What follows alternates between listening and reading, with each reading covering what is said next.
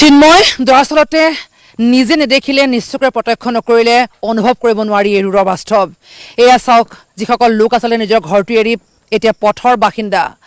তিতিছে বৰষুণত শুকাইছে ৰ'দত সেইদৰে দিন নিশা পাৰ কৰিছে অৱশ্যে সাহায্য কিছু নহা নহয় কিন্তু সেই সাহায্য যেন পৰ্যাপ্ত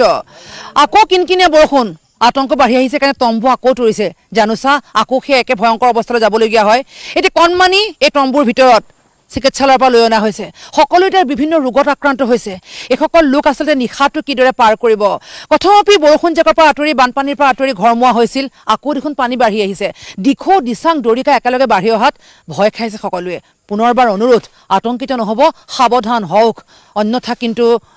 আকৌ সেই অসুবিধাৰ সন্মুখীন হ'ব লাগিব তাৰ কাৰণে আপোনাৰ ঘৰটো কোনটো ঘৰত আছিলে মোৰ ঘৰটো এই তম্বুৰ পিছতে হৈছে কিমান কি আছে ঘৰত এতিয়া ঘৰত কিমান কি আছে মানে ঘৰত একো বচাবলৈ নাপালোৱে প্ৰথম পানীয়েতো উটুৱাই নিলেই এতিয়া যি ওপৰত বস্তু পাইছিলোঁ তাকে অকণমান সামৰি সুতৰি থৈছিলোঁ আকৌ বান অহা দেখি পটাপট ওলাই আহিবলগীয়া হৈছে পানী বাঢ়িছে ওলোৱা সময়ত ৰাস্তাত ইয়াতো প্ৰায় 10 দিন আছে পানী 10 দিন অঁ মানে ঘৰখন 10 দিন দেখা নাই ঘৰখন 10 দিন দেখাই নাই সোমাব পৰা অৱস্থাত নাই আপোনাৰ ক'ত আছিলে ঘৰ মোৰ এইটো পানী আছে এতিয়া পানী মানে বোকা ইমান দখা কেঁচা ঘৰ বেৰ মানে বস্তু মানে বিচনাখন বাহিৰলৈ উলিয়াওঁতে ডিভান তিতি এটাই ভাগিয়ে গ'ল পৰি আছে এতিয়া বেৰ খোৱা চোৱা ক'ত কেনেকৈ কৰিছে খোৱা মানে সেই এটা আছিলোঁ 10 দিন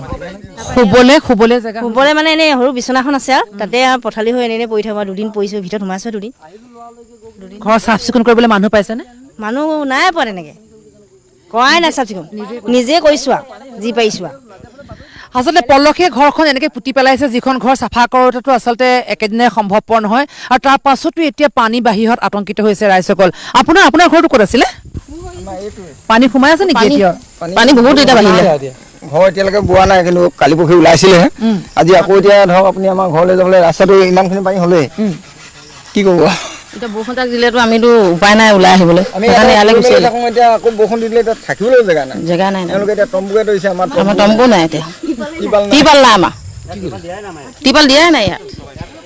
প্ৰয়োজন কি যথেষ্ট আচলতে বান সাহায্য লাভ কৰিছে লোকসকলে এতিয়া এগৰাকী ব্যক্তিৰ ত্ৰিপাল এখন নিজে তৰি লৈছে তেওঁলোকৰ ত্ৰিপাল নাই বৰষুণ জাক অহা দেখি পথলৈ উঠি আহিছে এই মাজনিশাও তেওঁলোক উঠি আহিছে কাৰণ যদি ৰাতি যোৱাবাৰ নিচিনাকৈ একে প্ৰলয়ং কৰি বান আহে তেন্তে কি কৰিব কিন্তু তৰিবলৈ তম্বু এখনো নাই এতিয়া প্ৰয়োজন কি সকল লোকক দৰাচলতে বহু লোকৰ আমি দেখিছোঁ ভৰিবোৰ পানীয়ে খাইছে খৰ খজুৱতি খহু হৈছে এতিয়া সকলোৰে এতিয়া চিকিৎসালয়লৈ যাবলৈ উপায় নাই এগৰাকী কণমানি অকণমান বিমলৈ দেখুৱাইছে ভিতৰত আছে কণমানি কিদৰে শুই আছে অৰ্থাৎ চিকিৎসালয়ৰ পৰা আনি পেলাই তেনেকৈ ৰখাই থোৱা হৈছে ডাঙৰখিনিয়ে নিজক উদ্ধাৰ কৰিছে কিন্তু কণমানিসকলে কি কৰে এতিয়া চিকিৎসালয়ৰ ব্যৱস্থা চিকিৎসকৰ প্ৰয়োজন এনেকুৱা ঠাইসমূহত বিশেষকৈ অকণমান এখন তম্বু তৰিবলৈ ত্ৰিপালৰ প্ৰয়োজন খাদ্য সামগ্ৰী যথেষ্ট হৈছে সেই খাদ্য সামগ্ৰী উদ্ধাৰ কৰি বা বচাই ৰাখিবলৈ অকণমান জেগাৰ প্ৰয়োজন তেওঁলোকক কাৰণ ঘৰখনত সেই অৱস্থাটো নাই যে ঘৰত তেওঁলোকে আকৌ বস্তুবোৰ আগৰ দৰে পাব কাৰণ ইতিমধ্যে ঘৰখন বানে উটুৱাই সকলোবোৰ সম্পূৰ্ণ শেষেই কৰি পেলাইছে কিবা সম্পদ বাচিলেগৈনে ঘৰৰ একোৱে নাই বাইদেউ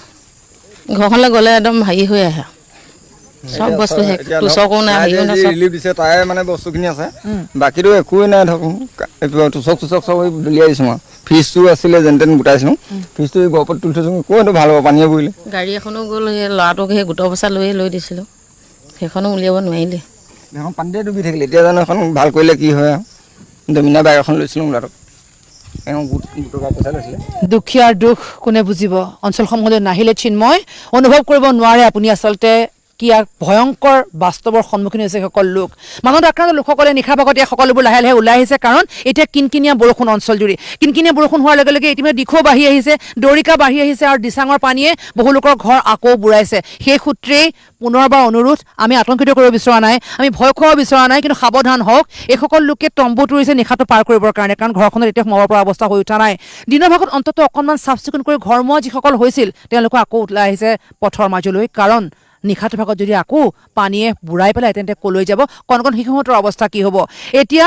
পোহনীয়া জীৱ জন্তুকেইটাই হওক বা মানুহে সকলোৱে একেলগে সহাৱস্থান কৰিছে পথতে খাদ্য সামগ্ৰীও আহিছে সহায় সহযোগিতা সকলোৱে আগবঢ়াইছে কিন্তু সকলো লোকক প্ৰয়োজন এতিয়া কি ঘৰখন আকৌ আগৰ অৱস্থালৈ নিবলৈ তেওঁলোকক অৰ্থ অৰ্থৰ প্ৰয়োজন এতিয়া খাদ্য সামগ্ৰীখিনি গোটাই ৰাখিবলৈ অকণমান ঠাইৰ প্ৰয়োজন সকলোবোৰ কেৱল অভাৱ আৰু অভাৱ প্ৰলয়ংকৰী বানে যি ধুমুহাৰ সৃষ্টি কৰিলে যি ঘৰসমূহ তছনছ কৰি পেলালে সেই ঘৰসমূহলৈ উভতি যোৱাৰ পৰিৱেশ তেওঁলোকক ঘূৰাই আনিবৰ কাৰণে অকণমান অৰ্থ সাহায্যৰ প্ৰয়োজন কাৰণ এতিয়া কাম কৰা বনোৱাও ইয়াত নাই প্ৰত্যেক ঘৰ লোকে এতিয়া পানীৰ তলত যিয়ে আনজনক সহায় কৰিবগৈ পাৰে সেই সূত্ৰে হয়তো ঘৰসমূহ হয় স্নিগ্ধা আচলতে নগলে আমি ষ্টুডিঅ'ৰ পৰা কৈ থাকিলে আচলতে বস্তুবোৰ ধৰিব নোৱাৰি আপুনি গৈছে আপুনি দেখিছে তাত থকা বহুখিনি লোক আছে মই এই মুহূৰ্তত শিৱসাগৰলৈ যাব খুজিছো সদৌ অসম ছাত্ৰ সন্থাৰ সাধাৰণ সম্পাদক সমীৰণ ফুকন আমাৰ সৈতে আছে সমীৰণ আপুনি কথাখিনি দেখিছে ঘূৰিছে গোটেই অঞ্চলসমূহত মানুহখিনিৰ অৱস্থা যি হঠাৎ অহা প্ৰলয় সেই প্ৰলয়ত সপোনৰ প্ৰজাতি উটি গৈছে মাথো উশাহৰ হাহাকাৰ বুলি ক'ব পাৰি মানুহৰ যি মন্তব্য আমি শুনিছো আমাৰ গাৰ নোম শিয়ৰি উঠিছে ইয়াত থাকিও গম পাইছো আচলতে গোটেই কথাখিনি কি হৈছে আপুনিও বিভিন্ন অঞ্চলত ঘূৰিছে সময়ত প্ৰথম কথা হৈছে কি মানুহখিনিৰ বৰ্তমান প্ৰয়োজন মানুহ বহুত গৈছে ভালো লাগিছে আমাৰ দেখি পেলাই এইবোৰ বস্তু যে উবুৰি খাই পৰিছেগৈ মানুহ কিন্তু বৰ্তমান সময়ত মানুহখিনিক অতিকে প্ৰয়োজন কি বস্তু হৈ আছে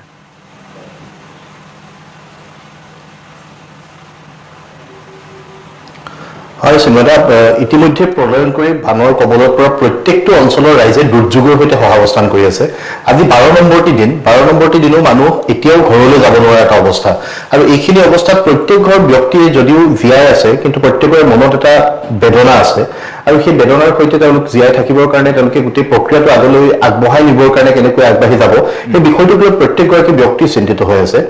আৰু এইখিনি সময়ত আমি কৃতজ্ঞতা জনাব বিচাৰিছো অসমৰ প্ৰত্যেকখন স্থানৰ পৰা ইয়ালৈ লোক আহিছে কোনো অনুষ্ঠানত প্ৰতিনিধিত্ব কৰি আহিছে কোনোবা ব্যক্তি বিশেষ আহিছে কোনোবা বিভিন্ন ক্ষেত্ৰত নিয়োজিত হৈ থকা ব্যক্তি আহিছে ৰাজনৈতিক ব্যক্তি আহিছে দল সংগঠনসমূহ আহিছে তাৰ উপৰিঞ্চি ভাৰতবৰ্ষৰ ভিন্ন প্ৰান্তৰ পৰা বিভিন্ন লোক আহি ইয়াত সহযোগিতা আগবঢ়াইছে আৰু বিশ্বৰ ভিন্ন প্ৰান্তৰ পৰা বিভিন্ন ব্যক্তিয়ে কাৰোবাৰ যোগেদি হ'লেও ইয়ালৈ সাহায্য পঠাইছে তেওঁলোকে মৰম পঠাইছে সেই প্ৰত্যেকগৰাকী হৃদয়লৈ আমি কৃতজ্ঞতা জ্ঞাপন কৰিছো কিন্তু তাৰ লগে লগে আমাৰ কেইটামান বিষয় আমি যিহেতু প্ৰত্যেকটো অঞ্চললৈ যাবৰ কাৰণে চেষ্টা কৰি আছো মই নেপালী খুঁটিলৈ গৈছো যিটো অঞ্চল আটাইতকৈ বেছিকৈ বিধ্বস্ত হ'ল বিহুগড় অঞ্চল চন্তক অঞ্চল এই গোটেই স্থানবিলাকত মানুহে প্ৰথম অৱস্থাতেই ব্যাপক ক্ষতিৰ সন্মুখীন হ'ল তাৰ লগে লগে এই পানী যে 10 দিন 12 দিন চলি আছে পানীয়ে সমগ্ৰ চহৰখনৰ লগতে জিলাখনৰ অধিকাংশ স্থানেই প্লাবিত কৰি পেলাইছে আৰু বহু লোকৰ ঘৰ উটি গৈছে কোনোবা লোকৰ জীৱিকাৰ সম্বলবোৰ নোহোৱা হৈ গৈছে কোনোবাই যদি গৰু মহ পালন কৰিছে জীয়াই আছিল সেই গৰু মহৰ মৃত্যু হৈছে আৰু যদি মৃত্যু হোৱাও নাই এই 10-12টা দিন যে তাহাঁতি খাদ্যৰ অভাৱত আছে এতিয়া শেহতীয়াকৈ চৰকাৰী পক্ষৰ তৰফৰ পৰা বিভিন্ন ব্যৱস্থা কৰা হৈছে ব্যক্তিগতভাৱেও কৰা হৈছে অনুষ্ঠান প্ৰতিষ্ঠানেও কৰিছে কিন্তু এই যে জীৱিকাৰ সম্বলবোৰ মানুহৰ নোহোৱা হৈ গৈছে এইকেইটা দিনত ৰিলিফৰ সামগ্ৰী আহি আছে বিভিন্ন স্থানৰ পৰা মানুহ আহিছে চৰকাৰীভাৱেও ৰিলিফ দিবৰ কাৰণে চেষ্টা কৰা হৈছে কিন্তু আজিৰ পৰা 10 দিনৰ পাছত বা 7 দিনৰ পাছত মানুহ যেতিয়া ঘৰলৈ ঘূৰি যাব পলস আঁতৰাই নিজৰ ভেটিটোত সোমাবৰ কাৰণে যেতিয়া প্ৰয়াস কৰিব সেই সময়খিনিত কিন্তু ৰিলিফৰ ব্যৱস্থাটো হয়তো নাথাকিব এতিয়া চৰকাৰে এটা এককালীন সাহায্য দিছে 15,000 টকা এই 15,000 টকাটো আচলতে পৰ্যাপ্ত কোনো কাৰণতে নহবই তেওঁলোকে এটা সমীক্ষাৰ যোগেদি কোন কোন মানুহৰ কেনেকুৱা ধৰণৰ ক্ষতি হ'ল ন্যূনতম বস্তু বাহিনী কেইটা লৈ মানুহে পুনৰ সংসাৰখন আৰম্ভ কৰিব পৰাকৈ চৰকাৰে সাহায্য প্ৰদানৰ ব্যৱস্থা কৰিব লাগিব তাৰ লগে লগে আমি যিসকল সহৃদয় লোকে ইয়াত সহযোগিতা আগবঢ়াই আছে সকলোকে আমি দেখা পাইছো খাদ্য সামগ্ৰী পানীৰ বটল শিশু খাদ্য বিভিন্ন ধৰণৰ প্ৰয়োজনীয় বস্তু অত্যাৱশ্যকীয় সামগ্ৰী লৈ আহিছে কাপোৰ কানি লৈ আহিছে আৰু আমাৰ তৰফৰ পৰা আমি সদৌ অসম ছাত্ৰ সন্থাৰ বহু জিলা সমিতিয়ে আমালৈ সাহায্য সামগ্ৰী প্ৰেৰণ কৰিছে খাদ্য সামগ্ৰীৰ পৰা আৰম্ভ কৰি কাপোৰ কানি তুলি গাৰুলৈকে আমি বিতৰণ কৰাৰ ব্যৱস্থা কৰি আছো কিন্তু পৰ্যাপ্ত হোৱা নাই সকলো ওচৰ পাবগৈ পৰা ব্যৱস্থা নাই ক'ৰবাত ৰোড কমিউনিকেশ্যন বেয়া ক'ৰবাত কিবা বেয়া আমি মানুহবিলাকৰ এতিয়া এটা নতুন মানে সমস্যা আমি দেখা পাইছো যে মানুহবিলাকে এতিয়া খাদ্য সামগ্ৰী পাইছে কিন্তু মানুহবিলাকে খাদ্য সামগ্ৰী পাই থবৰ কাৰণে জেগাৰ অভাৱ হৈছে কিন্তু তাৰ লগে লগে তেওঁলোকে ৰন্ধা বঢ়া কৰি খাবলৈ তেওঁলোকৰ ষ্ট'ভটো হয়তো পানীত উঠি গৈছে চিলিণ্ডাৰটো হয়তো পলসত পুত গুচি গৈছে আৰু যিসমূহ বাচন বৰ্তনত তেওঁলোকে ৰন্ধা বঢ়া কৰে সেই সকলোবিলাক কোনো স্থানত নোহোৱা হৈ গৈছে বহু লোক তেনেকুৱাকৈ দুৰ্যোগৰ সন্মুখীন হৈছে সেই তেওঁলোকে অসুবিধাটোৰ সৈতে সহাৱস্থান কৰি আছে এতিয়া যদি কোনো লোকে পুনৰ ইয়ালৈ আহিব খোজে অৰ্থ সাহায্য তেওঁলোকে যদি দিব খোজে ব্যক্তিবিলাকৰ হাতত নগদ ধনৰ অভাৱ ঘটিছে কাৰণ বহু লোক এনেকুৱা আছে যিসকলে দিন হাজিৰা কৰি খায় বা আন কিবা ব্যৱস্থাপনাৰে তেওঁলোক জীয়াই থাকে সেইসকল লোকৰ হাতলৈ নগদ ধনটো অহা বন্ধ হৈ গৈছে কামলৈ যাব পৰা নাই কামলৈ যাব নোৱাৰা এটা পৰিৱেশ হৈছে এই ব্যক্তিবিলাকক আমি ন্যূনতম কিবা এটা ধন যদি কোনোবা এগৰাকী ব্যক্তি ইচ্ছা কৰিছে যে 5 গৰাকী ব্যক্তি সহায় কৰিব হয়তো নগদ ধনেৰে সহায় কৰিব পাৰে নহলে বাচন বৰ্তন ফিল্টাৰ এটা গেছৰ ষ্ট'ভ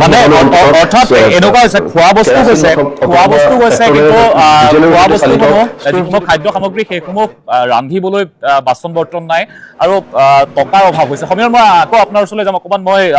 ষ্টুডিঅ'লৈ আহিব খুজিছো এই মুহূৰ্তত সদিচ্ছা NGOৰ বনাশ্ৰী বৰুৱা আছে আমাৰ সৈতে বনাশ্ৰী বৰুৱা আপুনি বিভিন্ন বানাক্ৰান্ত অঞ্চললৈ গৈছে কি দেখিলে আৰু আপুনি কি ভাবে একদম বৰ্তমান সময়খিনিত আটাইতকৈ প্ৰয়োজন হোৱা বস্তুখিনি আমি এতিয়ালৈকে দুটা পৰ্যায়ত আমি কাম কৰিলোঁ। প্ৰথম আমি গৈছিলোঁ বিহুবৰ নেপালী খুঁটি, একদম শেষ হৈ গৈছে গাঁওখন। একেবাৰে শেষ হৈ গৈছে সেইখন, তাত একোৱেই নাই, গোটেই পলসে বেৰি পেলাইছে। আমি প্ৰথমতে যেতিয়া মানে ভাবিছোঁ আৰু কামটো কৰি, আমি 23 তাৰিখে আমি ডিচাইড কৰিছোঁ, আমি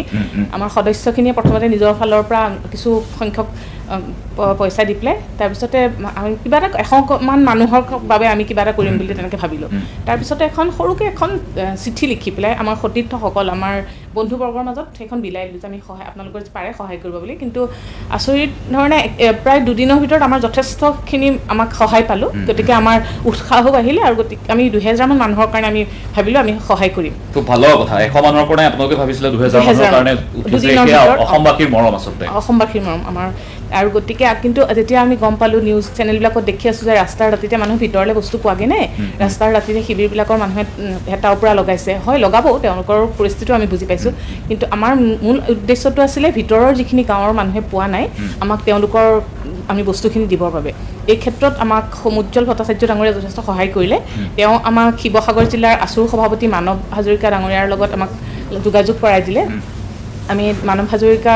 ডাঙৰীয়াৰ লগত কথা পাতিলোঁ। আমি প্ৰথম শিমলুগুৰিলৈ গ'লোঁ, তেওঁলোকৰ অফিচলৈ, আছুৰ অফিচলৈ। তেতিয়া মানৱ হাজৰিকা তেওঁৰ সতীৰ্থৰ সহায় লৈ পেলাই আমি হেৰিৰ ফালে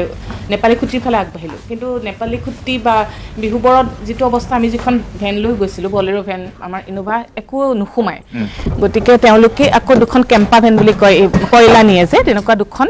ভেনত আমিও উঠিলোঁ, আমাৰ লগত বস্তুখিনি দুখন ভেনত তেনেকৈ লৈ গ'লোঁ। আগত গোটেই পানী, মানে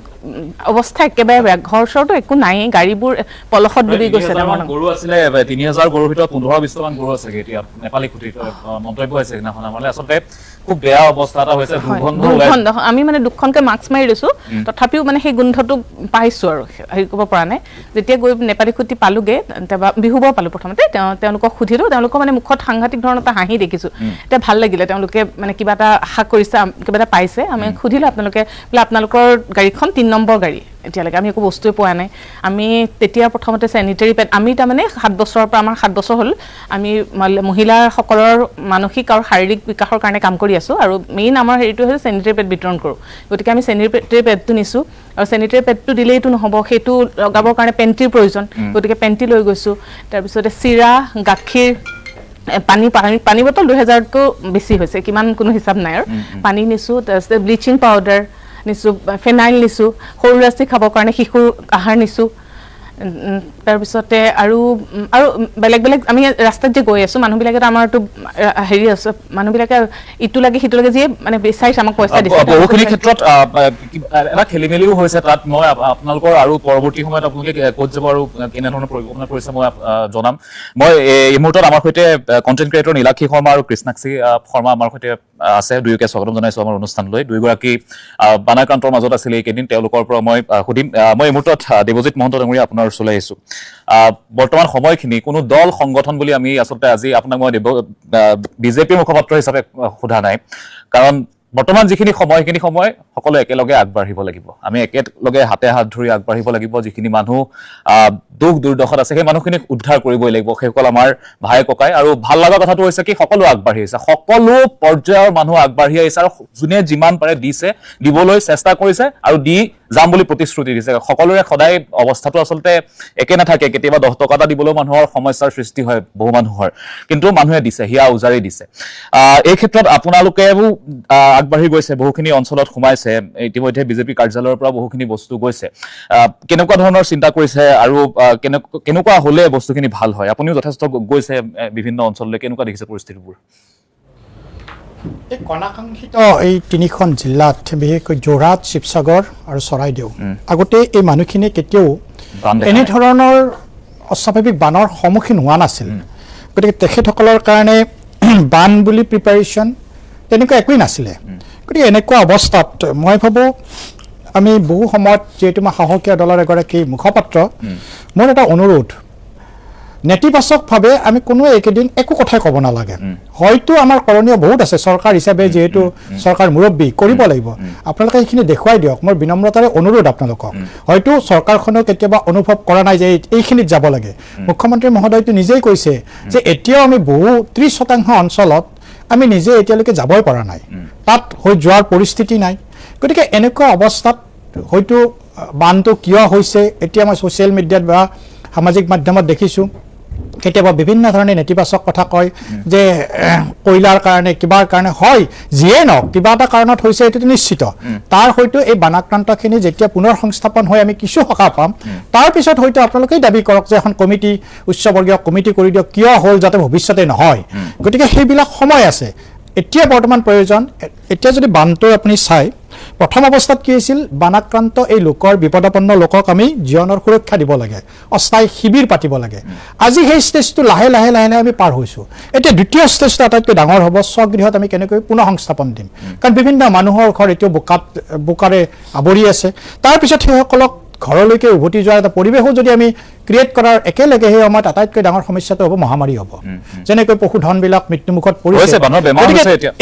এই পিছত এই সকলোবিলাকৰ ক্ষেত্ৰত এই 2 নম্বৰ ফেজটো আটাইতকৈ ক্ৰিটিকেল এইটো যিটো ফেজৰ কথা মই কৈছোঁ যে এতিয়া কাৰণ বহু ৰাস্তাৰ পৰাই পানী যোৱা নাই ঘৰত বোকা পানী হৈ আছে গতিকে প্ৰথম কথা ঘৰৰ কাৰণে বোকাখিনি আমি আঁতৰাব লাগিলে ৰাস্তাটো শুকোৱাৰ পিছত বা তেখেতসকলক মহামাৰী স্বাস্থ্য সেৱাৰ যিটো আমাৰ কাৰণে এক প্ৰত্যাহ্বান হ'ব এই প্ৰত্যাহ্বানটোক চৰকাৰে হয় আমি চৰকাৰ হিচাপে বিভিন্ন পদক্ষেপ লৈছে আৰু ল'বও লাগিব আমি সেই ক্ষেত্ৰত কেতিয়াও পিছুৱাই অহা নাই গতিকে মই যেনেকৈ আপুনি কৈছে ভাৰতীয় জনতা পাৰ্টীৰ দলীয় কাৰ্যালয়ৰ পৰা গৈছে নহয় ভাৰতীয় জনতা পাৰ্টীয়ে মানুহৰ কাৰণে আগবাঢ়িছে তাত আমি কেতিয়াও দলভাৱে ক'ব নালাগে য'ত যেনেকৈ যিয়ে দিছে অখিল গগৈ ডাঙৰীয়াই সন্মুখৰ পৰা নেতৃত্ব দিছে তেখেতক আমি ধন্যবাদ দিছোঁ হয়তো আমি ৰাজনীতি কৰি থাকিম কিন্তু মোৰ এটা অনুৰোধ ৰাজনীতি হিচাপে যেনেকৈ প্ৰেছমিট পাতি কিছুমান উপলঙা সূচক কিছুমান নেতিবাচক কথা তেখেতেও কয় যে 10,000 টকা দিবই লাগিব প্ৰত্যেকজনক কিন্তু এতিয়াতো পিছত যেতিয়া আমি পৰ্যালোচনা কৰি 15,000 টকাই দিয়া হ'ল এতিয়া কৈছে 10 লাখ দিব লাগিব আমি যদি কিছুদিন অপেক্ষা কৰোঁ কাৰণ এতিয়া উচ্চস্তৰীয় বৰ্গ আহিছে তেখেতসকলে গোটেইখিনি চাব হয়তো তেখেতে 10 লাখ কৰিছে যদি আমিতো বিচাৰোঁ তাতকৈ বেছি পাওঁ গতিকে তেখেতসকলে ছাজেশ্যন দিয়ক কিন্তু ক'ৰবাত উঠি আমি তাণ্ডৱ নৃত্য কৰিম শিৱৰ নৃত্য কৰিম নিদিলে সেইবিলাক কথা এতিয়া সেই নেতিবাচক কথাবিলাক নালাগি বৰ্তমান সময়খিনিত যিটো হৈছে আমি একদম নেতিবাচক আৰু এটা কথা মই কওঁ আজি আপুনি যদি চাই মই দেখিছোঁ হয়তো আপুনি যদি লক্ষ্য কৰিছে নে কৰা নাই যে বহুতে এনেকুৱা এখন ছ'চিয়েল মিডিয়াত শ্লাইড ভাইৰেল কৰি আছে নিগেটিভ পজিটিভ দুটা কথাই কৈছে যে ভাৰত চৰকাৰে 2,117 কোটি টকা বিভিন্ন ৰাজ্যলৈকে বানৰ অনুদান SDRF-লৈকে দিছে আৰু তাৰ ভিতৰত অসমক 4 নম্বৰত দিছে 379.35 crore এইটো কথা এনেকৈ আমি কেতিয়াও নকৰিব মোৰ অনুৰোধ আপোনালোকে এই পইচাখিনি দিছে SDRF-লৈকে এতিয়াও ক্ষয়ক্ষতিৰ হিচাপ 7 তাৰিখে যেতিয়া ছাবমিট কৰিব তাৰে পিছতে এক্সুৱেল ফিগাৰটো আহিব গতিকে এনেকৈ যেতিয়া আপোনালোকে গোটেই গুৰিখিনি নজনাকৈ আহক এইটো সময়ত সহায় লাগে দল পিছত কৰিম ৰাজনীতি পিছত কৰিম আমি সকলোৱে চৰকাৰে যদি দিছে চৰকাৰৰ লগতে আপুনি সহযোগিতা কৰক মানে একেলগে আগবাঢ়িব লাগিব আমি খোজ একেলগে দিব লাগিব কথাটো সেইটো আৰু অসমীয়াই কৰি দেখুৱাইছে সেইটো অসমীয়াই কৰি দেখুৱাইছে মানুহৰ ঘৰত টকা পইচা নাথাকিব পাৰে অসমৰ মানুহৰ অন্তৰখন কিমান বহল তাৰ এটা মই মাত্ৰ উদাহৰণ দিছোঁ কিমান বহল আমি জেনেৰেলি যেতিয়া ধেমাজি লখিমপুৰ কওঁ তেখেতসকলে ক'ৰবাত নহয় ক'ৰবাত বানপানীৰ কথাটো জানে তেখেতসকলে এইটো কথাও জানে বানপানী হ'লে মথাউৰিত আহিব লাগিব বা যিটো আমাৰ নেশ্যনেল হাইৱেত আহি তাত বসবাস কৰিব লাগে কিন্তু সেই মানুহখিনি যিমানখিনি নাও বা SDRF যিমানখিনি অতিৰিক্তভাৱে পাইছে সেই তাৰে মোৰ দেন 70 to 80% নাও ক'ৰ পৰা আহিছে জানেনে লখিমপুৰ আৰু ধেমাজিৰ পৰা আহিছে এটা কথা ভাবক যিয়ে জানে যে কালিলৈকে বৰষুণ দিলে অৰুণাচলত বৰষুণ দিলে মই বানপানীত সন্মুখীন হ'ম সেই সন্মুখীন হ'ব বুলি জানিও নিজৰ নাওখন শিৱসাগৰলৈকে পঠাইছে যোৰহাটলৈকে তেনেকুৱা হ'ব লাগে মই এইখিনিতে আৰু এটা কথা কৈ থব খুজিছোঁ মই দেখিছোঁ ফেচবুক বা বিভিন্ন ছ'চিয়েল প্লেটফৰ্মত আমাৰ অসমৰ মানুহখিনিৰ বাহিৰৰ পৰা বহু সাহায্য হৈছে শিখ সম্প্ৰদায়ৰ লোকসকলে আমাক যথেষ্ট সহায় কৰিছে হেলিকপ্টাৰে বস্তু অনা আমি দেখিছোঁ তেওঁলোকে বিভিন্ন দুৰ্গম স্থানলৈ গৈছে বহু কণ্টেণ্ট ক্ৰিয়েটৰ আহিছে অসমলৈ তেওঁলোকক আমি ধন্যবাদ জনাইছোঁ কিন্তু তেওঁলোকৰ বস্তুবোৰতো আমাৰ মানুহে কিছু নেতিবাচক মন্তব্য কৰিছে তেনেকুৱা নকৰিব আমি আহ্বান জনাইছোঁ কাৰণ তেওঁলোক আমাৰ আলহী তেওঁলোকে আমাক সহায় কৰিবলৈ আহিছে নিজে আহিছে সহায় কৰিবলৈ খবৰ পায় চ'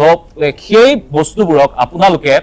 বেলেগ ফালে এটা বেলেগ ধৰণে লৈ নাযাব মই ৰিটং সিং আপোনাৰ ওচৰলৈ যাম তেলখনৰ কথা সুধিম মই নীলাক্ষী শৰ্মা আপোনাৰ ওচৰলৈ গৈছোঁ এই মুহূৰ্তত যিহেতু আপোনালোক ঘূৰিছে অঞ্চলবোৰত দেখিছে দুখ দুৰ্দশাবোৰ ক'বলৈ আচলতে ভাষা নাই শব্দ নাই আমিও দেখি আছোঁ যে মানুহৰ যিবোৰ কথা আমি শুনিছোঁ মানে ৰাতিও টোপনি নহাৰ ধৰণৰ এক কথা বতৰা চলি গ'ল যিখন হৈ গ'ল কাৰণ মানুহখিনি সাজু নাছিল ভবা নাছিল যে এনেকে পানী আহিব শেষ হৈ যাব গোটেই ঘৰখন আমি এনেকুৱা ফুটেজ আছে যে ঘৰখনৰ অকল ফ্ল'ৰখন আছে ওপৰ চব উঠাই নিলে পানীৰ মাজত গডৰেজ পৰি আছে কিবা পৰি আছে কি দেখিলেগে গৈ আৰু বৰ্তমান সময়খিনিত আটাইতকৈ প্ৰয়োজন কি বুলি ভাবিছে আচলতে সকলোৰে নিচিনা আমিও ফটো দেখিছোঁ, ভিডিঅ' দেখিছোঁ, দেখি পেলাই কিবা এটা কৰোঁ, সেই ভাৱেৰে নিজৰ ফালৰ পৰা হওক বা ৰাইজৰ ফালৰ পৰা হওক যিখিনি ৰিলিফ পাইছোঁ লৈ পেলাই গৈছোঁ। কিন্তু nothing in the world will prepare for what you see there. যেতিয়া আমি তাত থিয় দিছোঁ, সেই যে গোন্ধটো, সেই যে ডিভাষ্টেশ্যনৰ, সেই যে মৃত্যুৰ যিটো গোন্ধ, সেই গোন্ধটোৰ কাৰণে আপোনাক জীৱনত একো বস্তুৱে প্ৰিপেয়াৰ কৰিব নোৱাৰে। সেই যে অসহায় মানুহখিনিয়ে এইটো সুধি থকা নাই, যেতিয়া আমাৰ মুখলৈ চাই পেলাই ৰিলিফৰ পেকেটটো লৈছে, এইটো চাই থকা নাই যে কালি আমি কি খাম, তেওঁলোকে আমাৰ ভৱিষ্যতটো কি হ'ব। যেতিয়া আমি এৰিয়েল ফটোবিলাক দেখিছোঁ, এতিয়াও আপোনালোকে ফুটেজ দেখাই আছে যে ঘৰবিলাক নোহোৱা হৈ গৈছে, আপুনি কৈছে ফ্ল'ৰটোৱে নোহোৱা হৈ গৈছে, অকল মানে ফ্ল'ৰখন আছে, বাকী একো নাই। কিন্তু আচলতে সেইটো এটা মানুহৰ সপোন। 20-30 বছৰ মানুহে যেতিয়া এটা ঘৰ বান্ধে, সেই সপোনটো নোহোৱা হৈ গৈছে আৰু তাৰে লগতে যিমান স্মৃতি আছে। কিন্তু সেইখিনি ৰিবিল্ডিং, ৰিলিফ টু ইমিডিয়েট এটা কম্পেশ্যন, এক্ট অফ কম্পেশ্যন। আমি গোটেইখিনি এতিয়া সকলোৱে যে কৈ আছে সকলো আগবাঢ়ি আহিছে, এইটো কম্পেশ্যনত আগবাঢ়ি আহিছে। কিন্তু তাৰে পিছৰ ষ্টেজটোহে মেইন ক্ৰুচিয়েল, ৰিবিল্ডিং। চৰকাৰে ৰিবিল্ডিঙত বেছি সংস্থাপন দিব লাগিব। হয়, আৰু বৰ সহজ কাম নহ'ব। 11,000 ঘৰ যদি আজি ভাঙি গৈছে, তেতিয়াহ'লে 11,000 ঘৰৰ কাৰণে কিমান মিস্ত্ৰী লাগিব, কিমান ইঞ্জিনিয়াৰ লাগিব, কিমান প্লাম্বাৰ লাগিব, কিমান মেকানিক লাগিব। EMI দি থাকিব লাগিব, কিন্তু গাড়ী বেয়া হৈ গুচি গৈছে। হোম লোন দি থাকিব লাগিব, ঘৰ নোহোৱা হৈ গুচি গৈছে। গতিকে এইটো ষ্টেজ বাই ষ্টেজ। আমি এতিয়া কেমেৰাটো গুচি যোৱাৰ লগে লগে শিৱসাগৰক পাহৰিব নালাগিব। মই সকলোকে আহ্বান দিছোঁ যে কেমেৰা আছে কাৰণে আমাৰ সকলোৰে এটা ইম'শ্যনেলি চাৰ্জড এনভাইৰনমেণ্ট এটাত আমি আছোঁ, খুব আমি ইম'শ্যনেল হৈ আছোঁ। কিন্তু কেমেৰাটো গুচি যোৱাৰ লগে লগে সেইটো যাতে হৈ নাযায়। একদম ঠিক কথা কৈছে। মই সেইটোৱে আহ্বান জনাইছোঁ যে এইটো সময়ত যি ধৰণে মানুহখিনি আগবাঢ়ি আহিছে, সেই বস্তুটো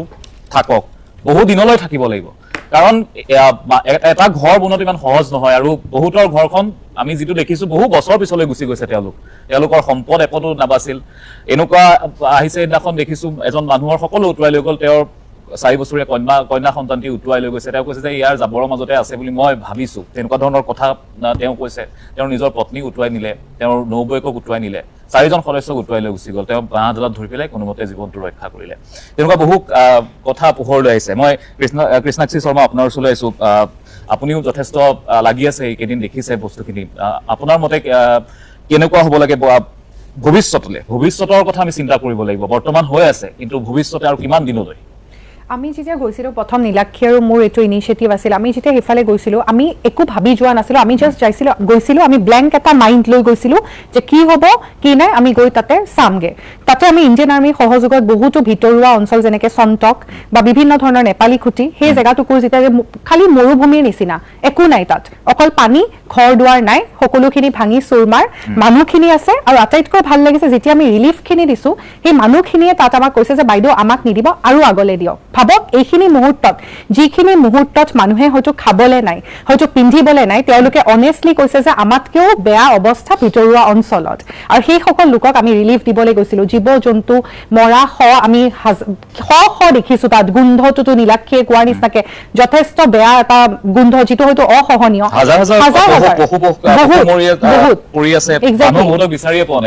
বিচাৰি পোৱা নাই। তাৰোপৰি এডুকেশ্যন, এতিয়া যদি আমি ভৱিষ্যতটো চাব যাওঁ, সেই এডুকেশ্যন কি হ'ব? আৰু সকলোতকৈ ডাঙৰ কথা, আজি আমি ইয়াক কম নেকি যে এইটো এক্ট অফ গড বুলি? আজি ই এক্ট অফ গডত পৰিব নেকি? এই প্ৰশ্নটো মই আজি চৰকাৰকো সুধিব বিচাৰিছোঁ, ইয়াতে বহি থকা সকলো পেনেলিষ্টক সুধিব বিচাৰিছোঁ, এইটো বাৰু এক্ট অফ গড নে এইটো এক্ট অফ হিউমেন বিং যিটো আজি হ'ল, যাৰ কাৰণে আজি ইমান হাজাৰ হাজাৰ শ লাখ লাখ মানুহে ভুক্তভোগী হ'ব লগা হ'ল। আজি যিখিনি ক্ষেত্ৰত মানুহে আজিও সাহায্য দি আছে, আজিও মানুহ কম্পেশ্যনেট, অকল অসম বুলি নহয়, ভাৰতবৰ্ষ, পৃথিৱী, বিশ্ব বিভিন্ন প্ৰান্তৰ পৰা মানুহে আহি কেনেকৈ সহায় কৰোঁ, কি কৰোঁ বুলি ভাবি আছে। চৰকাৰলৈ মুখ মিলি থকা নাই, মানুহে নিজে গৈ আজি সাহায্য দি আছে। আমিও ছেকেণ্ড ড্ৰাইভ এটা এতিয়া কৰি আছোঁ। পিছৰখিনি পৰ্যায় কি, এডুকেশ্যন কেনেকৈ আগবাঢ়িব, স্কুলসমূহৰ কি হ'ব, তেওঁলোকৰ থকাৰ ব্যৱস্থা কি হ'ব, কিমান ইয়াতে প্ৰশ্নবোধক চিন। অসম পিছুৱাই গ'ল নেকি বাৰু 20 বছৰলৈকে? এইটো আজি আটাইতকৈ 50 বছৰলৈকে পিছুৱাই গৈছে নেকি বুলি প্ৰশ্ন হৈছে। মই ৰিতম সিং, যিহেতু কৃষ্ণাক্ষী শৰ্মাই কথাটো উলিয়াইছে যে এক্ট অফ গডৰ কথাটো তেওঁ ক'লে, তেওঁ প্ৰশ্নও কৰিছে। এখন PIL দিয়া হৈছিল দেৱব্ৰত শইকীয়াৰ ফালৰ পৰা। মই দেৱব্ৰতৰ লগত কালি কথা পাতিছিলোঁ, ক'লে যে ৰিতমে ভালকৈ কথাখিনি ক'ব পাৰিব, আপুনিয়ে দিছিলগৈ PILখন ফাইল কৰিছিল। সেই PILখন উত্তৰ লাগিব, আমাক উত্তৰটো লাগিবই, কাৰণ যি হৈ গ'ল এই মানুহখিনি আজিলৈকে সেই বস্তুখিনি দেখা নাই। আৰু যি দৃশ্য পোহৰলৈ আহিছে যে ভুলটো হৈছে, ক'ৰবাত সাংঘাতিক ডাঙৰ ভুল এটা হৈছে। সেই PILখনৰ কথা অকণমান কৈ লওকচোন। কি কি বিষয়ৰ ওপৰত আপুনি পিএলখন দিছিল মই বিস্তৃতভাৱে সুধিম ভালকে আপোনাক প্ৰথমতে কি কি বিষয়কেইটা কৈ লওকচোন আপুনি দেৱদত্ত শইকীয়া ছাৰে যোনটো PIL এইটো চলিছে এইটো যোৱা 8 বছৰৰ পৰাই প্ৰক্ৰিয়াটো চলি আছে আৰু যোৱা 8 বছৰৰ পৰা আজিলৈকে তেওঁ 2খন PIL এখন কন্টেম্প পিটিশন আৰু এখন ৰিভিউ পিটিশন এই 4টা পিটিশন মাননীয় উচ্চ ন্যায়ালয়ত ফাইল কৰিছিলে 2018 PIL 70 of 2018 ফাইল কৰিছিলে য'ত তেওঁ কৈছিলে যে দিখৌ নদীত অবৈধ খনন চলি আছে আৰু 4 জানুৱাৰী 2019ত মাননীয় আমাৰ উচ্চ ন্যায়ালয় গুৱাহাটীয়ে মাইন ডিপাৰ্টমেণ্টক কৈছিলে ইনভেষ্টিগেশ্যন কৰক 2 মাহত ৰিপৰ্টটো ছাবমিট কৰক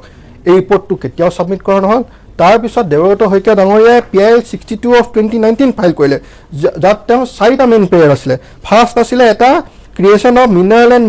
mines and mineral task force battalion যিহেতু এইটো এটা সীমা অঞ্চল হয় সীমা অঞ্চলত কি হয় নাগালেণ্ড চৰকাৰৰ ইয়াত এটা ভূমিকা আছে অসম চৰকাৰৰ ভূমিকা আছে সেইকাৰণে তেওঁ মানে আবেদন দিছিলে যে এটা দুয়ো চৰকাৰৰ মিলাভিগত এটা টাস্ক ফ'ৰ্চৰ গঠন কৰা হওক তাৰপিছত এটা হাই পাৱাৰ্ড কমিটি ফৰ্ম কৰা হওক দিখৌ নদী ইক'চিষ্টেমৰ প্ৰটেকশ্যনৰ কাৰণে এইটো বচাবৰ কাৰণে কেনেকৈ দিখৌ নদীক বচাব পাৰি তাৰ ওপৰত এটা হাই পাৱাৰ্ড কমিটি হ'ব লাগে আৰু district mineral foundation trust fund এইটো চবতকৈ ইম্পৰ্টেণ্ট বস্তু আজি আমাৰ যিমান অসমৰ য'ত য'ত আমাৰ খনন হৈ আছে বালিৰ খনন শিলগুটি খনন কয়লা প্ৰত্যেক ডিষ্ট্ৰিক্টৰ এইটো আইনতে লিখা আছে যে এটা ট্ৰাষ্ট ফাণ্ড ক্ৰিয়েট কৰা হ'ব য'ত এনেকুৱা বিপদ সম্পদ আহিলে সেই ট্ৰাষ্ট ফাণ্ডৰ পৰা পইচা তেওঁলোকক দিয়া হ'ব সেইকাৰণে যোনটো চৰকাৰে ৰাজস্ব গ্ৰহণ কৰে যোনটো টেক্স লয় সেই টেক্সৰ এটা অংশ সেই ফাণ্ডত যায় সেইটোৰ কাৰণে তেওঁ এটা PIL ফাইল কৰিছিলে 2019ত আৰু 2019তে 21 অক্টোবৰত গুৱাহাটী হাইকোৰ্টত আমাৰ অসম চৰকাৰে নিজে এডমিশ্যন কৰিছিল নিজে মানিছিলে যে দিখৌ অঞ্চলত আপোনাৰ অবৈধ খনন চলি আছে আমি ইয়াৰ এগেইনষ্টত ডাইৰেকশ্যন আমি কিবা এটা কৰিম কিন্তু একো নকৰিলে তাৰপিছত ৰিভিউ পিটিশ্যন 101 of 2022 এইটো ফাইল কৰা হ'ল য'ত আকৌ মাননীয় উচ্চ ন্যায়ালয়ে আমাৰ principal chief conservator of forest Assam চৰকাৰক ডাইৰেকশ্যন দিছে যে আপুনি ইমিডিয়েটলি এটা ফৰেষ্ট টাস্ক ফ'ৰ্চ আপুনি গঠন কৰক আৰু ইয়াৰ ওপৰত একশ্যন লওক সেয়াই নহয় তাৰপিছত দেৱদত্ত শইকীয়া ডাঙৰীয়াক 2022ত 12 জানুৱাৰীত তাৰ assistant executive engineer Nazira water research ডিপাৰ্টমেণ্টে নিজে চিঠি লিখে যে ছাৰ বামুণপুখুৰী টি ষ্টেটৰ ওচৰত এনেকুৱা অবৈধ খনন চলি আছে যে যাৰ কাৰণে যোনটো দিখৌ নদীৰ আপোনাৰ যোনটো কোৰ্চটো চেঞ্জ হ'ব পাৰে 2022ত এই চিঠিখন তেওঁৰ যোনটো ডিষ্ট্ৰিক্টৰ আপোনাৰ DC তেওঁলৈ এইটো প্ৰেৰণ কৰা হৈছিলে চিফ ছেক্ৰেটাৰীলৈ লিখা হৈছিলে যোৱা বছৰ 2025তো চিফ ছেক্ৰেটাৰীলৈ তেওঁ এটা চিঠি লিখিছিলে যে যিহেতু তেওঁ চিমলুগুৰিত তেওঁৰ নিজৰ ঘৰ বাসগৃহ আছে তাৰ ওচৰতে এনেকৈ অবৈধ খনন চলি আছে ইয়াৰ পৰা এটা ডাঙৰ ঘটনা ঘটিব পাৰে কিন্তু ইমান চিঠি লিখাৰ পিছতো মুখ্যমন্ত্ৰী ডাঙৰীয়াৰ এইটো তুলনাত এটা ব্যংগ দিলে যে দেৱদত্ত শইকীয়া অকল চিঠিয়ে লিখি থাকে যদি আজি সেই চিঠিবোৰৰ ওপৰত কিবা এটা একশ্যন ল'লে হ'ল যোৱা 8 বছৰত এই পৰিস্থিতি আমি আজি দেখিব পৰা নাছিলো ঠিক আছে মই আৰু আছে আপোনাৰ সৈতে মোক পাতিবলৈ কথা মই পাতি যাম কিন্তু এই বলিয়াবানত জীৱন শেষ হৈ গ'ল বহু মানুহ হেৰাই আছে এতিয়ালৈকে বিচাৰি পোৱা নাই ক'ত হেৰাল তাৰ কোনো একো খবৰ নাই পানী শুকাইছে কিন্তু মানুহৰ চকুলো শুকোৱা নাই আপোনালোকে চাই আছে DY365ৰ এই বিশেষ অনুষ্ঠান টু দি পইণ্ট এই টু দি পইণ্ট অনুষ্ঠানৰ জৰিয়তে আমি পাতিছোঁ যে যিসমূহ ঠাই শেষ হৈ গ'ল সেই ঠাইসমূহত কেনেদৰে আকৌ পুনৰ সংস্থাপন এটা দিব পাৰি কেনেদৰে আকৌ মানুহখিনিক এটা ঘৰ বনাই দিব পাৰি সেই মানুহখিনিৰ জীৱনটো কি হ'ব এয়া যথেষ্ট দায়িত্ব আছে প্ৰশাসনৰ ওপৰত চৰকাৰৰ ওপৰত বহুখিনি কৰণী আছে এতিয়া বহুত বেছি দায়িত্ব বাঢ়িলে মই শিৱসাগৰলৈ পুনৰ যাব খুজিছোঁ সমীৰণ ফুকন আছে সদৌ ছাত্ৰ সন্থাৰ সাধাৰণ সম্পাদক সমীৰণ শিৱসাগৰত ঘৰ আপোনাৰ জীৱনত কেতিয়াবা এনেকুৱা পানী আপুনিও নিশ্চয় দেখা নাই আপোনাৰ ককা আইতালৈকে সম্ভৱতঃ এনেকুৱা ধৰণৰ পৰিস্থিতি দেখা নাই এতিয়া কথাটো হৈছে কি বহুখিনি অভিযোগ কৰি আছে বিভিন্ন নেতিবাচক কথা বতৰা চলি আছে কিন্তু এটা কথা ঠিক যে এইখিনি বস্তু এনেই হোৱা নাই কিন্তু বহুখিনি কাৰণ আছে আৰু এই কথাখিনি মানুহে জানিব লাগিব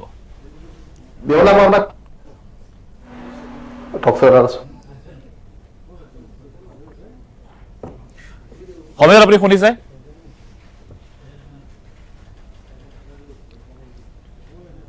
সমীৰণ শুনিছে আপুনি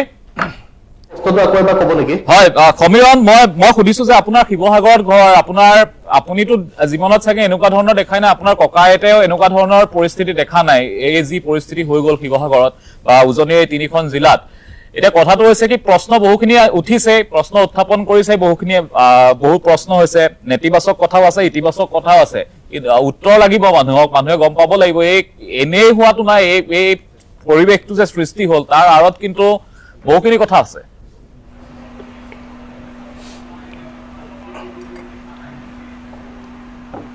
হয়, নিশ্চিত ৰূপত দাদা, মই জন্ম হোৱাৰ পৰা এতিয়ালৈকে এনেকুৱা ধৰণৰ বানপানী আমি দেখা নাই, যিটো উচ্চতাৰে সৈতে পানীৰ ঢল বৈছিল। আৰু আমাৰবিলাক যিবিলাক অঞ্চলত আমি বসবাস কৰোঁ, মোৰ ঘৰৰ ভিতৰত চোতাললৈকে এতিয়াও পানী বৰ্তমানো আছে। আৰু 12টা দিন পানী এনেকৈ জমা হৈ থাকিব, এনেকুৱা ধৰণৰ কথা আমি কেতিয়াও ভাবিব লগা কথা হোৱা নাছিলেই। আৰু যিবিলাক স্থানত আটাইতকৈ বেছি ক্ষতিগ্ৰস্ত হৈছে, বহু উচ্চতাৰে সৈতে ঢল আহিল, মানুহ উটুৱাই লৈ গ'ল, ঘৰ উটুৱাই লৈ গ'ল, ইয়াৰ কিন্তু এটা প্ৰকৃত তথ্য উদ্ঘাটন হ'ব লাগিব। আমি ইতিমধ্যে অসমৰ মাননীয় মুখ্যমন্ত্ৰী ডাঙৰীয়ালৈ সদৌ অসম ছাত্ৰ সন্থাই পত্ৰ প্ৰেৰণ কৰিছোঁ। আমি কৈছোঁ যে তেওঁলোকে গুৱাহাটী IIT, গুৱাহাটী বিশ্ববিদ্যালয়, তেজপুৰ বিশ্ববিদ্যালয়, ডিব্ৰুগড় বিশ্ববিদ্যালয়ৰ বিশেষজ্ঞৰ দল, জলসম্পদ বিভাগৰ দল আৰু পৰিৱেশবিদসকলক লৈ এই গোটেই বিষয়টো কিয় হ'বলৈ পালে, ইয়াৰ আঁৰত লুকাই থকা ৰহস্যটোনো কি? যিখন দিখৌ নদী শান্ত সমাহিতভাৱে মাজে সময়ে প্ৰায় বৈ থাকে, মাজে সময়ে দিখৌৱে সংহাৰী ৰূপ ধাৰণ কৰে, কিন্তু এইটো পৰ্যায়ত যেতিয়া সংহাৰী ৰূপ ধাৰণ কৰিছে, এই সংহাৰী ৰূপটো এতিয়া আমি সকলোৱে পুনৰ সংস্থাপনৰ কথা পাতি আছোঁ। যদিহে নাগালেণ্ডত পুনৰ ডাৱৰ বিস্ফোৰণ হয়, যদিহে নাগালেণ্ডৰ পৰা পুনৰ এনেকৈ পানীৰ ঢল আহে, আমি যেনিবা পুনৰ সংস্থাপনৰ কাম আৰম্ভ কৰিলোঁ, এটা বছৰৰ পাছত আমি পুনৰ একে অৱস্থাৰ সৈতে সহাৱস্থান কৰিব লাগিব। যিখন দিখৌ নদীত বহু স্থানত এতিয়াও মথাউৰিৰ ব্যৱস্থা নাই। আৰম্ভণি যিডোখৰৰ পৰা দিখৌ বৈ আহিছে, অসমত 98 কিলোমিটাৰ দিখৌ নৈ বৈ গৈছে। এই 98 কিলোমিটাৰ এলেকাত বহু স্থানত এতিয়াও দিখৌ নদীত মথাউৰি নাই। আৰু যিসমূহ মথাউৰি আছে, সেই মথাউৰিসমূহৰ ইতিমধ্যে হয়তো ক'ৰবাত ম্যাদ উকলিছে বা কাষৰ ৰাস্তাটো ওখ হৈ যোৱাৰ বিনিময়ত নদীখনৰ সুঁতি ক'ৰবাত সলনি হোৱাৰ ফলত ক'ৰবাত খহনীয়াই আক্ৰান্ত কৰি আছে। এই গোটেই বিষয়বোৰৰ কিন্তু এটা পুংখানুপুংখ অধ্যয়ন লাগিব। আৰু এই যিখন এখন বিশেষজ্ঞ সমিতি গঠন কৰি আমি গোটেই বিষয়টো অধ্যয়ন কৰিবলৈ কৈছোঁ, তাৰ লগে লগে নগা পাহাৰৰ অৱস্থিতি সম্পৰ্কতো এটা গৱেষণাৰ প্ৰয়োজন আছে। এই ক্ষেত্ৰত কেন্দ্ৰ চৰকাৰৰ সহযোগিতা লাগিব। ৰাজ্য চৰকাৰে সেই উদ্যোগটো গ্ৰহণ কৰিব লাগিব, যিহেতু নাগালেণ্ডতো অসমত যি অৱস্থা হৈছে, নাগালেণ্ডতো যি স্থানৰ পৰা দিখৌ নদী ওলাই আহিছে, য'ৰ পৰা আমাৰ পানীৰ ঢলে আহি অসমৰ মানুহক উটুৱাই নিলে, আমাৰ শিৱসাগৰ চৰাইদেউ জিলাৰ মানুহক প্লাবিত কৰি পেলালে, যোৰহাটৰ মানুহক প্লাবিত কৰিলে, সেই গোটেই বিষয়বিলাকৰ কিন্তু কিছু অধ্যয়নৰ প্ৰয়োজন আছে। এইখিনি সময়ত কয়লা, শিল, বালিৰ কথা বতৰা ওলাই আছে, ঠিকে আছে, কিন্তু যিখিনি সময়ত মানুহে এই দুৰ্যোগৰ সৈতে যুঁজি আছে, এইখিনি সময়ত আমি সেই বিশেষজ্ঞ সমিতিখন গঠন কৰাৰ ক্ষেত্ৰত চৰকাৰৰ এই যিটো তেওঁলোকে এটা শ্ল' পজিশ্যনত গৈ আছে, এটা শ্ল' মোশ্যনত যাব খুজিছে, এই কথাটো আমি আচৰিত পাইছোঁ। তাৎক্ষণিকভাৱে তেওঁলোকে এটা গৱেষণা সমিতি গঠন কৰি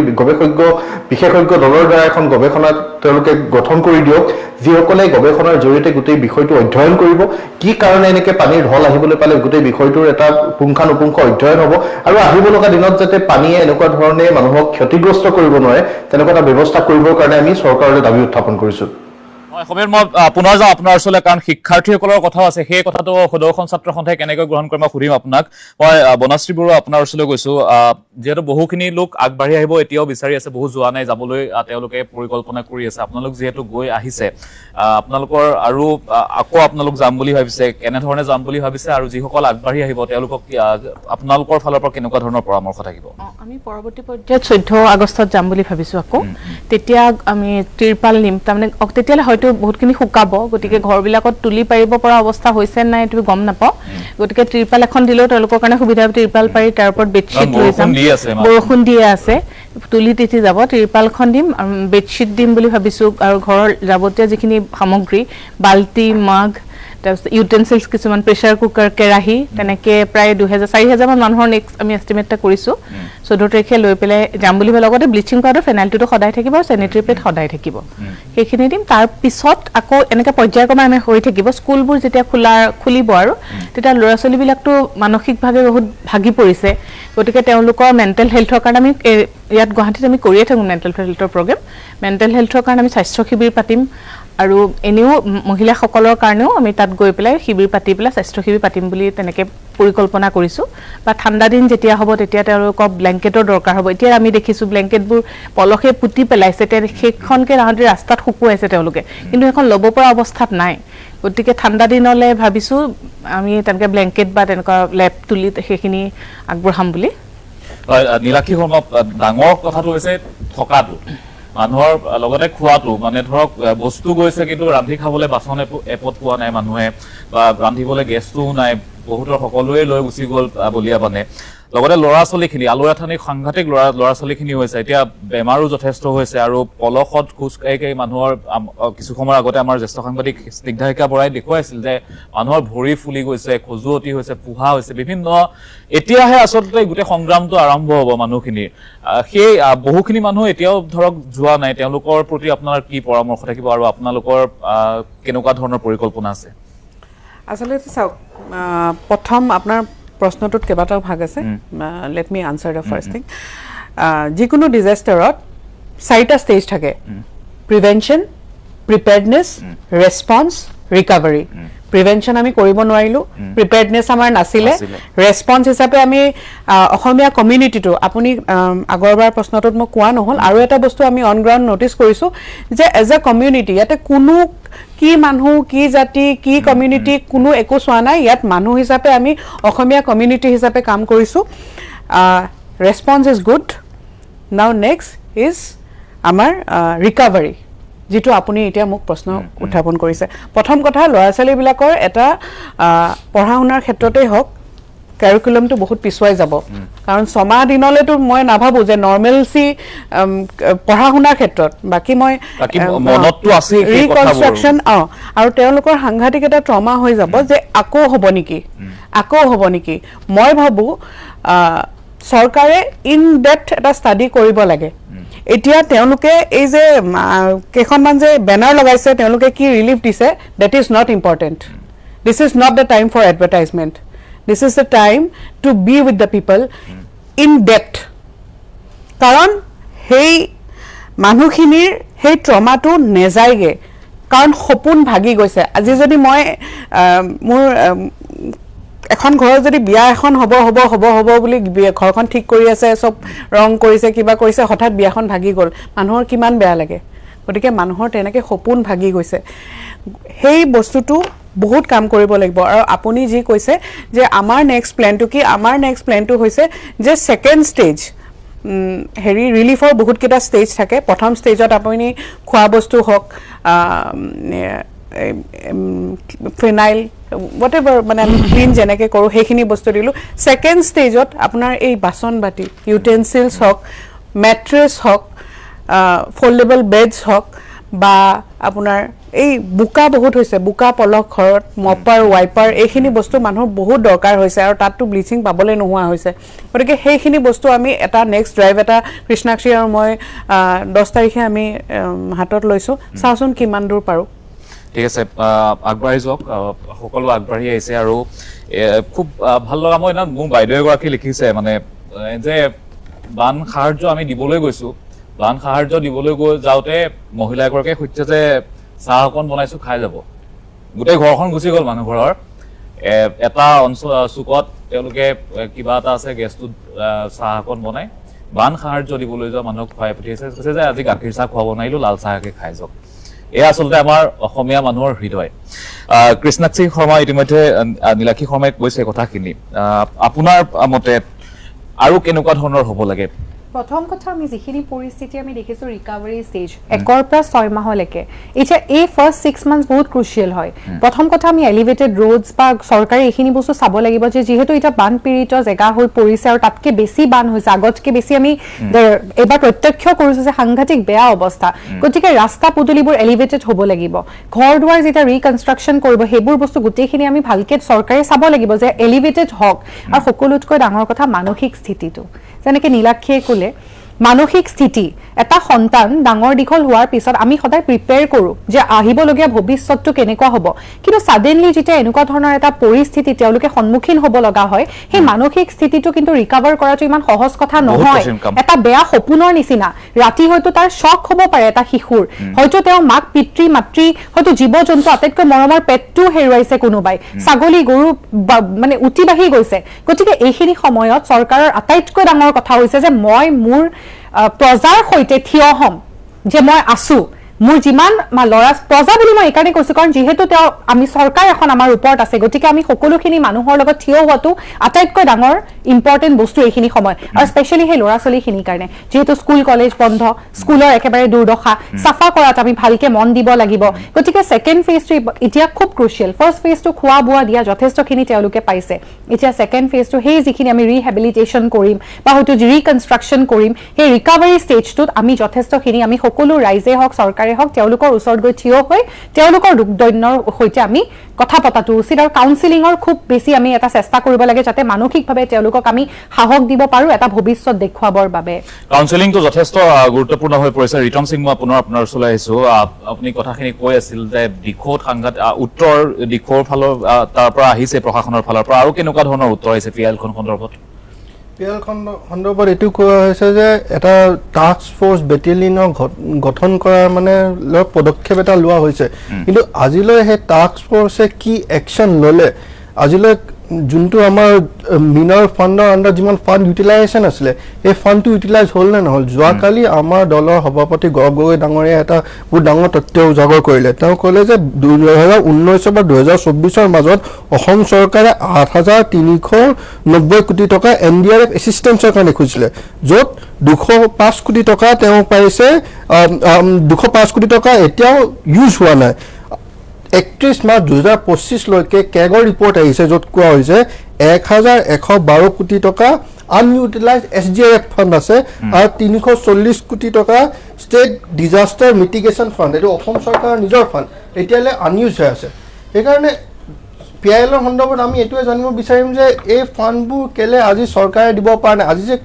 কৈছে যে 15,000 টকা দিব 15,000 টকা কেলে মাননীয় সৰ্বোচ্চ ন্যায়ালয়ে 2016 গুজৰাটত যেতিয়া এনেকৈ এটা বানৰ পৰা যেতিয়া ডেমৰ পৰা পানী এৰি দিছিলে তেতিয়া কৈছিলে যে যোনটো ক্ষতিপূৰণ হ'ব ক্ষতিপূৰণটো আপোনাৰ যোনটো কমপ্লিট কম্পেনচেশ্যন সেইটো দিব লাগিব এক্স গ্ৰাচিয়া যোনটো আজি দিছে মৰণৰ লোকৰ কাৰণে 6 লাখ টকা সেইটো এপ্ৰিচিয়েবল সেইটো আমি এপ্ৰিচিয়েট কৰিছোঁ কিন্তু যোনটো আপোনাৰ 9 লাখ টকা 9 লাখ যোনটো দিছে এইটো মানে আমি এপ্ৰিচিয়েট কৰিছোঁ কিন্তু তাৰ বাহিৰে যিমান আপোনাৰ ডিষ্ট্ৰাকশ্যন হৈছে সেইটো যেনেকৈ আমাৰ আজি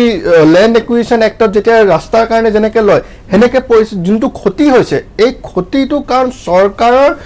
যোনটো তেওঁলোকে ইমান দিন একশ্যন লোৱা নাই প্লাছ এই মিনাৰ যোনটো ইলিগেল মাইনিং কৰিছে এইকেইটা মানুহৰ ওপৰত দায়িত্বটো বান্ধি তেওঁৰ পৰা গোটেই টকা পইচাটো ল'ব লাগিব সেয়াই নহয় মাননীয় মুখ্যমন্ত্ৰী ডাঙৰীয়াই অলপ দিন আগত অসমত ছেটেলাইটৰ কথা এটা কৈছিলে মই মাননীয় মুখ্যমন্ত্ৰী ডাঙৰীয়াক এইটোৱে ক'ম যে অসমৰ ছেটেলাইটৰ আগত আপুনি যদি আমাৰ ইছৰোৰ ছেটেলাইট চাই লয় কেট্ৰছেট আৰু ৰিচ'ৰ্চছেট দুটা ছেটেলাইট আছে সেই দুটা ছেটেলাইট দি আপুনি এটা টাস্ক ফ'ৰ্চ গঠন কৰি কোনটো বানৰ পৰা কেতিয়া পানী এৰিছে সেইটো আপুনি কেলকুলেট আপুনি চিমুলেশ্যন কৰিব পাৰে IIT গুৱাহাটীত আপুনি এটা চিমুলেশ্যন চেণ্টাৰ বহাই জানিব পাৰে যে কিমান দলৈকে পানী উঠিব পাৰে যেতিয়া আমি এনেকুৱা ৱাৰ্ণিং ছিষ্টেমটো ডেভেলপ কৰি ল'ম তেতিয়া আমি মানুহবিলাকক সেই এনেকুৱা অৱস্থাৰ